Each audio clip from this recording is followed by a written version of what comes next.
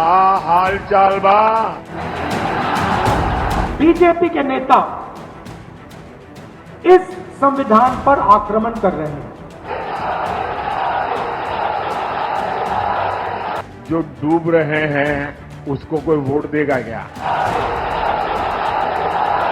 PM Modi आज पूर्वांचल के दौरे पर रहे। इस दौरान मोदी पहले मिर्जापुर, फिर मऊ और फिर देवरिया पहुंचे। मिर्जापुर में उन्होंने मिर्जापुर से अपना दल एस की प्रत्याशी अनुप्रिया पटेल और रॉबर्ट्सगंज से अपना दल एस की प्रत्याशी रिंकी कौल के लिए वोटों की अपील की।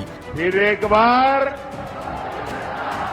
बीजेपी एनडीए की बहुत मजबूत सरकार बनाना पक्का कर दिया है। प्रधानमंत्री ने इस दौरान इंडिया गठबंधन पर जमकर निशाना साधा।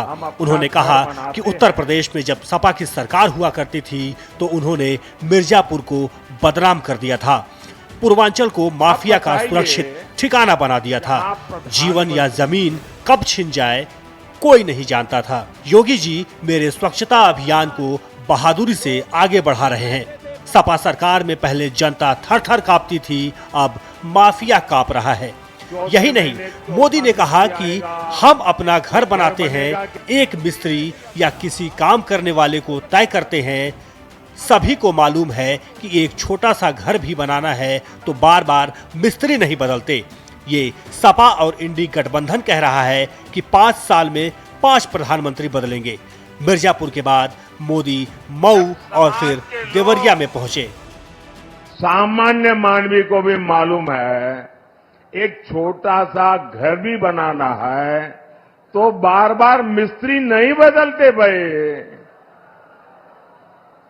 अब ये सपा कांग्रेस इंडी गठबंधन ये कह रहा है कि 5 साल में 5 प्रधानमंत्री। अब बताइए भाई, ये 5 साल में 5 प्रधानमंत्री कोई रखता है क्या? अरे कोई मिस्त्री नहीं रखता तो ये प्रधानमंत्री क्या? अब ये क्योंकि उनको और सपा सरकार में माफिया को भी वोट बैंक के हिसाब से देखा जाता था। अब ऐसा नहीं है। अब हां, हमारे योगी जी और उनकी पूरी सरकार मेरा जो स्वच्छता अभियान है उसको बड़ी बहादुरी से आगे बढ़ा रहे हैं। यहाँ पर यहां बराबर सफाई चली है। सपा सरकार में पहले जनता थर थर कांपती थी, अब भाजपा सरकार में माफिया थर थर कांप रहा है। इसके बाद प्रधानमंत्री मऊ पहुंचे। यहाँ भी निशाने पर कांग्रेस, सपा और इंडिया गठबंधन रहा। संविधान और आरक्षण के मुद्दे पर मोदी ने विपक्ष पर जमकर हमला किया। उन्होंने कहा कि इंडिया गठबंधन की मंशा है कि संविधान को बदलकर आरक्षण मुसलमानों को दे दिया जाए। मोदी ने कहा कि कांग्रेस ने रातों रात कानून बदल दिया, सैकड़ों शैक्षणिक संस्थानों को अल्पसंख्यक संस्थान में बदल दिया, एससी, एसटी और ओबीसी को मिलने वाला आरक्षण खत्म कर दिया। पीएम ने कहा कि वो पूर्वांचल को इंडी गठबंधन की बड़ी साजिश से सतर्क करने आए हैं। कांग्रेस सभी जातियों को लूट रही है। ये लोग चाहते हैं कि जातियां झगड़ा करके कमजोर हो जाए तो ये लोग अपने मकसद में कामयाब हो जाएं। ये इंडी वाले एससी, एसटी, ओबीसी, अति पिछड़े को मिलने वाला आरक्षण खत्म कर देंगे।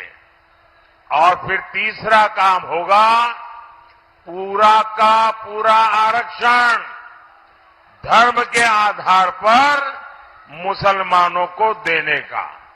हजारों शैक्षणिक संस्थानों को अल्पसंख्यक संस्थान घोषित कर दिया और पहले इनमें एससी, एसटी, ओबीसी को आरक्षण मिलता था, वो पूरा खत्म हो गया और मुसलमानों को आरक्षण मिल गया। इधर राहुल गांधी भी हिमाचल के दौरे पर पहुंचे। वो आज सिरमौर और ऊना में जनसभा को संबोधित कर रहे थे। यहाँ भी राहुल हाथ में संविधान की कॉपी लेकर पहुंचे थे और लोगों को ये विश्वास दिलाने में जुटे रहे कि बीजेपी अगर सत्ता में आती है तो संविधान को खत्म कर देगी। राहुल गांधी ने कहा कि हिमाचल में 22,000 परिवार आपदा से प्रभावित हुए, प्रधानमंत्री ने उनकी परवाह नहीं की, मगर 22 परिवारों को अरबपति जरूर बनाया। 24 साल मनरेगा का पैसा प्रधानमंत्री ने 22 बड़े औद्योगिक घरानों को पकड़ा दिया। इसके बाद राहुल अपनी दूसरी जनसभा को संबोधित करने ऊना पहुंचे। उधर पंजाब के पटियाला पहुंची प्रियंका गांधी ने भी बीजेपी पर जमकर हमला बोला। उन्होंने कहा कि खरबपतियों का काला धन लेकर बीजेपी दुनिया की सबसे अमीर पार्टी बन गई है।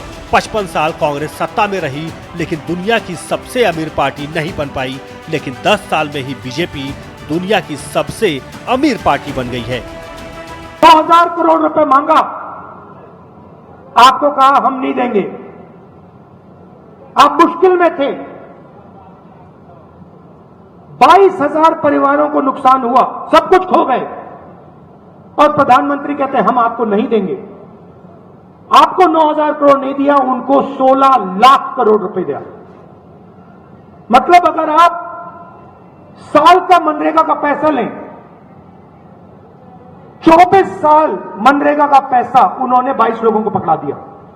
क्या 55 सालों से कांग्रेस की सरकार रही है इस देश में। 55 सालों में कांग्रेस पार्टी इस दुनिया की सबसे अमीर पार्टी नहीं बन पाई और न किसी ने इसे बनाने का प्रयास किया। 10 सालों में मोदी जी की पार्टी दुनिया के सबसे अमीर पार्टी बन गई। तो इस राजनीतिक उठापटक के बीच अब बस एक चरण और, इसके बाद चुनाव के रण का रिजल्ट साफ हो जाएगा कि बीजेपी सत्ता बचा पाती है या इंडिया गठबंधन सत्ता हासिल करने में कामयाब होती है। 1 जून को आखिरी चरण का मतदान होना है। तब तक राजनीतिक रंग देखते जाइए, आकलन भी करते जाइए और अपनी तैयारियां भी करते जाइए। ब्यूरो रिपोर्ट, विस्तार न्यूज। गठबंधन की बहुत बड़ी साजिश से सतर्क करने आया।